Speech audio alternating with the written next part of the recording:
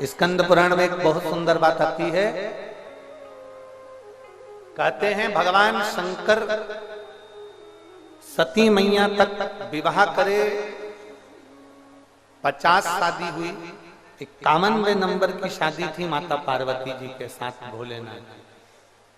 इसलिए शिव जी के गले में जो मुंडों की माला होती है वो 51 मुंडों की होती है।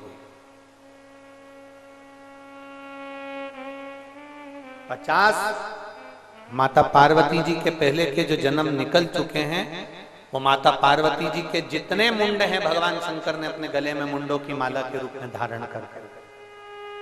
शिव जी के गले में जो मुंड पड़े हुए हैं वो मुंड दूसरे नहीं है, माता सती पार्वती के जो पूर्व जन्म के उमा, कात्यायनी, कुष्मांडा, स्कंदा, कालरात्रि, चंद्रघंटा, जितने जितने माता पार्वती के पूर्व में जन्म हो चुके हैं, उन सारे जन्मों में जो जन्म लिए थे और प्राण त्यागे थे, उनके मुंडों की माला शिव जी के गले में। शंकर जी कोई दूसरे मुंड धारण नहीं करते, केवल माता पार्वती के पूर्व जन्म के जितने मुंड हैं उसको धारण कर रहे।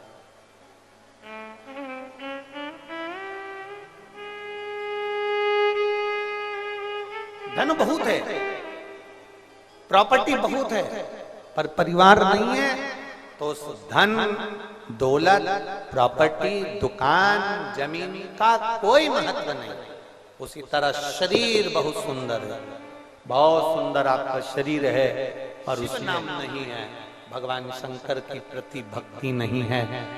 कई लोग कहते हैं हम राम जी की भक्ति करते हैं, कोई कहता है हम कृष्ण की भक्ति करते हैं, कोई कहता है हम इसकी भक्ति करते हैं, कोई कहता है हम उसकी भक्ति करते हैं। जरा विचार कर कर देखना, राम जी भी अगर इस मृत्यु लोक में जन्म लिए हैं, पृथ्वी पर मेरे राम जी महाराज आए हैं, तो उन्होंने बचपन से लेकर लंका की चढ़ाई तक शंकर भगवान के शिवलिंग की पूजन करी और उसकी प्रतिष्ठा करी।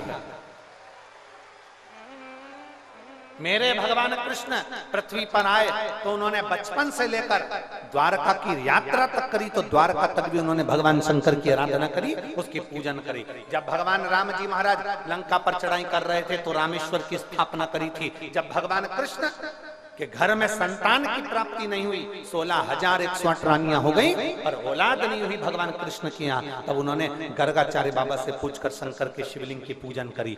एक एक रानी को बिठाया, 11 दिन तक अनुष्ठान किया एक एक रानी के साथ। तो शिव जी ने आकर वर दिया कि तुम्हारी एक एक रानी से 11 संतान होगी। 10 लड़के 1 लड़की एक एक रानी से हुए 1,77,186 भगवान कृष्ण के बच्चे हुए, शंकर की कृपा से हुए, शिव की उदारता से हुए। पृथ्वी पर आप कितने भी करोड़पति बन जाओ, धनपति बन जाओ, वैभवपति बन जाओ, सत्तापति बन जाओ, यदि शिव की भक्ति नहीं है तो तुम्हारा धन बेकार है। कितने भी सुंदर हो जाओ, तुम कितने भी सुंदर हो जाओ, तुम्हारे सुंदरता में अगर शंकर के प्रति भजन नहीं है, शिव के प्रति भक्ति नहीं है, तो तुम्हारी सुंदरता बेकार बेकार।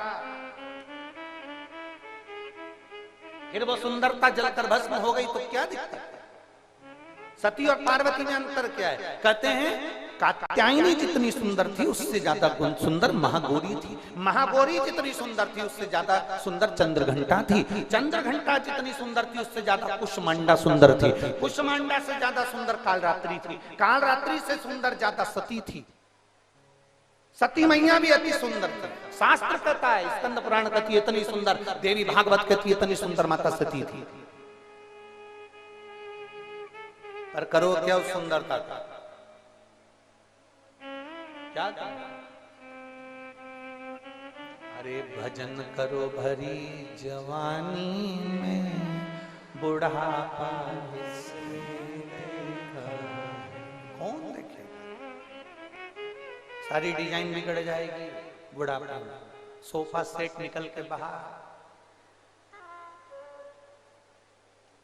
अच्छी कंपनी का सोफा सेट निकल जाएगा, डुप्लीकेट लगाना पड़ेगा।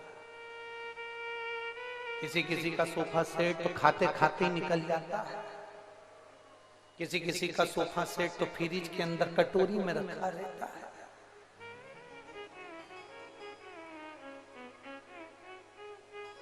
एक बार इंदौर में कथा करने गए थे, वहां कथा चल रही रामनगर के पास में, तो वहां लोग जैसे झोली आती है आपके पास में, मंदिर बन रहा है तब तक तो लोग उसमें दान देते हैं, तो एक ध्यान नहीं दिया, मैया ने अपना रुमाल पूरा डाल दिया। वो मालूम क्या था कि रुमाल में उसका सोफा सेट था,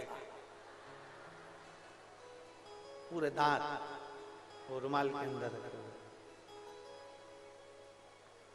आप अगर कथा निकाल कर देखेंगे इंदौर की, तो हमने 2 बार माइक से कहा था जिसका भी सोफा सेट है लेकर जाओ, पूरा सोफा सेट किसी का नहीं। क्या करो? अरे बुढ़ापे में आंखें दुखे, ये खिड़कियां खराब हो जाएंगी, इनके कांच बदलवाना पड़ेगा, दिखाई नहीं देगा। छत की पूरी टीन उखड़ जाए,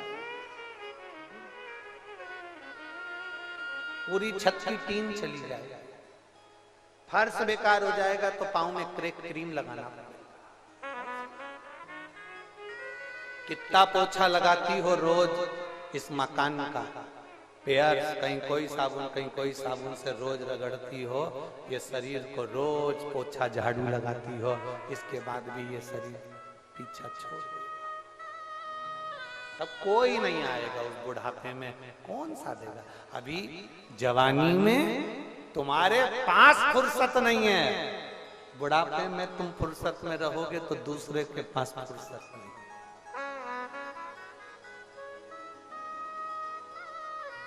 कोई नहीं। आप जो पैदल चल चल के शंकर जी के मंदिर में जाकर 1 लोटा जल चढ़ा रहे हो ना,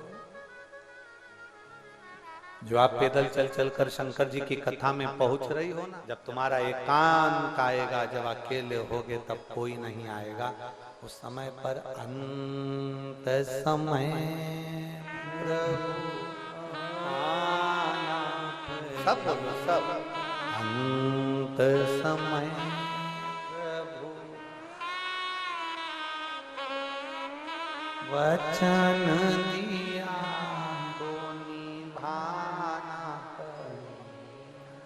आए ना आए प्रभु कुटुंब कबीरा, अंत समय प्रभु वचन दिया। क्या करे सुंदरता का, सती मैया बड़ी सुंदर थी, बहुत सुंदर, पर ऐसी सुंदरता किस काम की जिसमें भजन ना हो पाए?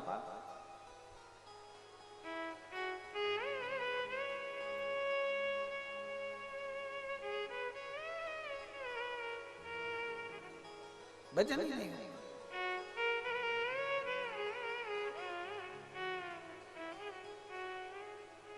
पंडित जी पूजन करा रहे हैं,